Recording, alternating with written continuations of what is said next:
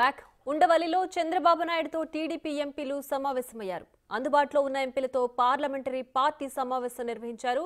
Zoom call ద్వారా ఇతర ఎంపీలు మీటింగ్లో పాల్గొన్నారు. రేపటి ఎన్డీఏ సమావేశానికి టీడీపీ ఎంపీలు హాజరు కానున్నారు.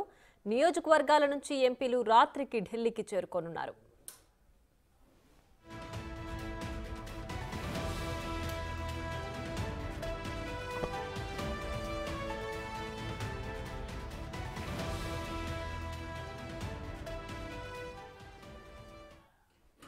రైట్, ఇదే అంశానికి సంబంధించి మరింత సమాచారం మా ప్రతినిధి శివ లైవ్ లో అందించడానికి సిద్ధంగా ఉన్నారు. శివ, చెప్పండి, చంద్రబాబు నాయుడుతో ఎంపీలు భేటీ అయ్యారు కదా, ప్రధానంగా ఎలాంటి అంశాలు చర్చించారు?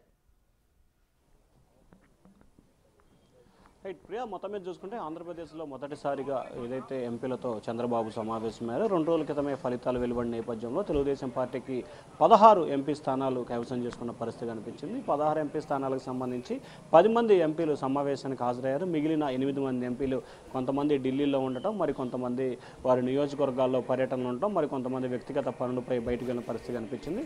దూరంగా ఉన్న 8 మంది ఎంపీలతో చంద్రబాబు వీడియో కాన్ఫరెన్స్లో మాట్లాడారు. ప్రధానంగా రేపు ఎన్డీఏ సమావేశం జరగబోతోంది. ఈ సమావేశంలో ఎన్డీఏకి సంబంధించిన పార్లమెంటు సభ్యుల సమావేశం జరగబోతోంది. ఈ సమావేశంలో అనేక అంశాలకు సంబంధించి కూడా జరుగుతున్న నేపథ్యంలో కూడా సమావేశానికి ఎంపీలంతా హాజరు కావాలి. రేపు ఉదయం 8 గంటలకల్లా అందరూ ఢిల్లీలో అందుబాటులో ఉండాలని చెప్పి చంద్రబాబు వారందరికీ సూచన చేయడం జరిగింది. వారందరికీ కూడా గెలుపొందిన అందరికీ కూడా ప్రత్యేకంగా చంద్రబాబు కృతజ్ఞతలు, ధన్యవాదాలు, అభినందనలు కూడా తెలిపారు. అలాగే రాష్ట్ర ప్రయోజనాల కోసం మనం ఎన్డీఏలో చేరాలని చెప్పి నిర్ణయం తీసుకున్నాం. దానిలో భాగంగానే మనం ఎన్డీఏ ప్రభుత్వంలో చేరే అంశాన్ని కూడా పరిశీలిస్తున్నాము. అయితే మనం బయట నుంచి మద్దతు ఇవ్వాలా, లోపల ప్రభుత్వంలో చేరాలా అనే దానికి సంబంధించి కూడా పలువురు ఎంపీలు చంద్రబాబుని అడిగినట్లు కూడా తెలుస్తాం. దానికి సంబంధించి చంద్రబాబు కూడా ప్రభుత్వంలో చేరుతున్నామని చెప్పి కూడా స్పష్టమైన ప్రకటన కూడా చేసినట్లు తెలుస్తూ ఉంది. ప్రధానంగా ఆంధ్రప్రదేశ్కు సంబంధించి కూడా పూర్తి స్థాయి అభివృద్ధి వైపు పయనించే విధంగా చర్యలు తీసుకోవాలి. దాదాపుగా వైసీపీ సర్కార్ అవలంబించిన ప్రజా వ్యతిరేక విధానాలు, విధ్వంసాల మూలంగా ఆంధ్రప్రదేశ్ 30 సంవత్సరాలు వెనక్కిపోయింది. దీన్ని ఖచ్చితంగా మనం పోడ్చాల్సిన పరిస్థితి ఏర్పడతా ఉంది.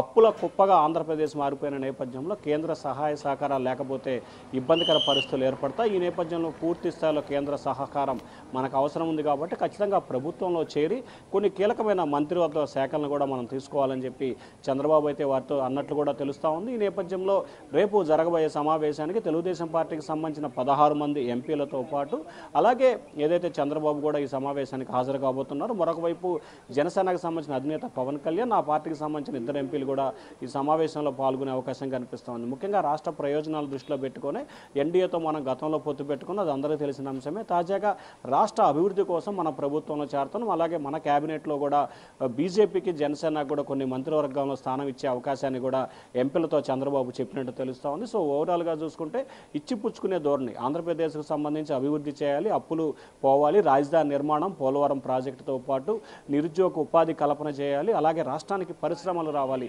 ఇదే మన ప్రధాన ఏజెండా కాబట్టి దీనికి సంబంధించి అవసరమైతే ఒక అడుగు తగ్గైనా సరే రాష్ట్ర ప్రయోజనాలు కాపాడుకోవాలని చెప్పి చంద్రబాబు ఆశాభావం వ్యక్తం చేసినట్లు కూడా తెలుస్తోంది. సో ఈ నేపథ్యంలోనే ఎంపీలకు కొన్ని రకాల సూచనలతో దిశానిర్దేశం చేశారు. రేపు ఎన్డీఏ భాగస్వామ్య పక్షాలతో కూడా పార్లమెంటు నేతల సమావేశం జరగబోతా ఉంది. Priya. Right Shiva, thanks for the updates.